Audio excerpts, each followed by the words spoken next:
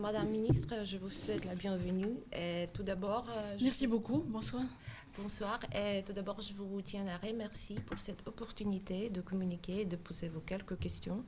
Je propose que mon collègue de RFR Roumanie pose la première et puis moi, je vais continuer. Oui, Madame la Ministre, bienvenue aussi de part de RFI Roumanie. Vous êtes au fin d'une tournée diplomatique à Odessa, Chișinău, à la base de Cincu, à Bucarest. Quels sont les messages clés de votre tour diplomatique dans la région? J'espère qu'en citant le nom de ces villes, chacun verra qu'il y a une cohérence dans mon déplacement de journée, un déplacement court mais intense qui m'a permis de faire beaucoup de choses. Et cette cohérence, c'est de montrer que nous sommes présents ici, en Roumanie, à Cincu, à Bucarest, où vous êtes. Et je suis heureuse de saluer la rédaction de RFI Roumanie, tout ce qu'elle fait pour l'Ukraine et pour la liberté de la presse en général. Mais non seulement nous sommes présents ici, mais nous sommes aux côtés de la Moldavie et aux côtés de l'Ukraine. Et nous savons bien que ce message de proximité est aussi un message de vigilance. Et non seulement ce que nous avons pu faire aujourd'hui ensemble à 3 pays, mais ce que j'ai pu faire hier en rencontrant la présidente de Moldavie, et hier en me rendant à Odessa en voyant mon collègue Dimitro Kuleba. Je crois que c'est aussi un message que nos pays, certes, doivent voir, mais que ceux qui nous regardent, au-delà des pays européens, au-delà des pays amis et alliés, doivent comprendre. Nous sommes vigilants, nous sommes présents sur le flanc est de l'Alliance Atlantique, nous sommes présents sur cette partie du continent européen, et nous rappelons également que Odessa, c'est l'Ukraine. Et je crois que c'est un message que chacun doit entendre, au-delà de l'Europe. En continuant ce que vous avez dit, depuis la mai dernière, lorsque vous êtes devenu le ministre des Affaires étrangères, vous vous êtes déjà rendu 4 fois à l'Ukraine, donc vous êtes très bien au courant de la situation là-bas. Hier, vous étiez à l'Odessa, donc vous connaissez de la première main ce que se passe. La guerre est entrée dans le 12e mois. Bien sûr que nous, tout le monde, tant en Ukraine, tant en Europe, nous sommes unis par le même désir que cette terrible guerre va terminer le plus vite possible. Pour les Ukrainiens, la fin de la guerre, c'est une défaite militaire de la Russie et de la restitution de tous les territoires ukrainiens avec la Crimée. Donc, mon question, dans quelle mesure la France est-elle prête à soutenir l'Ukraine dans cette position?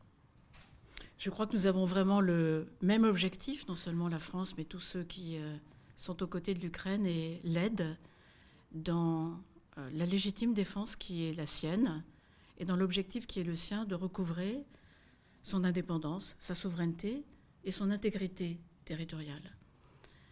Et vous savez que si nous sommes aux côtés de l'Ukraine, c'est aussi parce que nous défendons une vision du monde, des valeurs, les principes du droit international, mais tout simplement nos intérêts. Si personne ne respecte l'ordre fondé sur les règles, si chacun peut envahir son voisin sans conséquence, je crois que nous en partirions tous sur la planète et bien au-delà de l'Europe. Alors aujourd'hui, malheureusement, l'heure est aux armes. Nous aidons l'Ukraine à se défendre dans cet objectif. Et nous savons que pour qu'elle puisse envisager des nouvelles étapes dans un dialogue qui a existé, mais qui a été interrompu, il lui faut retrouver un meilleur rapport de force. Et peut-être, mais c'est à elle de le dire, le moment sera le sien et les conditions seront les siennes. Peut-être à elle de dire qu'elle sera prête à engager une deuxième étape. Encore faut-il que non seulement l'Ukraine le rappelle, comme le président Zelensky l'a fait avec la présentation de son plan de paix en 10 points, mais qu'elle ait un partenaire pour cela, un partenaire de bonne foi, qui est l'autre partie, la Russie, une partie qui, jusqu'ici, n'a donné aucun signe de sa disposition à engager un dialogue productif, à engager un dialogue de bonne foi, et qui, au contraire, a violé méthodiquement tous ses engagements, aussi bien ses engagements internationaux que les engagements qui étaient les siens, pris au moment de la dissolution de l'Union soviétique. Donc, il faut d'abord établir ce nouveau rapport de force, aider l'Ukraine à reconquérir ce qu'elle doit reconquérir, et espérer ensuite que, sur cette base, une nouvelle étape pourra s'engager. Merci. Et mon deuxième question, c'est l'année dernière, la France a annoncé le début des travaux sur un tribunal chargé d'enquêter sur l'agression russe en Ukraine. Donc, quelle forme pourrait prendre ce tribunal? Et à votre avis, est-ce réaliste de penser que les responsables russes pourront être traduits un jour devant ce tribunal? Oui, parce qu'il le faut. On sait qu'il n'y aura pas de paix durable sans que la justice soit faite. Et donc nous sommes résolument engagés dans cette lutte contre l'impunité, avec, comme vous l'évoquez, un travail qui est en cours au sein d'un groupe de pays dont la France fait partie, mais n'est pas seule. Nous sommes une vingtaine pour réfléchir à la possibilité de créer un tribunal ad hoc qui pourrait juger le crime d'agression. La voie juridique est complexe. Les travaux n'ont pas encore été achevés, mais c'est une possibilité à laquelle nous devons réfléchir et à laquelle nous réfléchissons volontiers. Mais ceci doit être bien vu comme étant complémentaire de ce qui existe d'ores et déjà. C'est la compétence des juridictions ukrainiennes que nous aidons matériellement. Vous savez ce que la France a fait pour envoyer plusieurs équipes d'enquêteurs pour fournir un laboratoire ADN et bientôt un deuxième qui arrivera en avril. C'est aussi les justices nationales. Il y a par exemple des actions introduites en France et dans d'autres pays.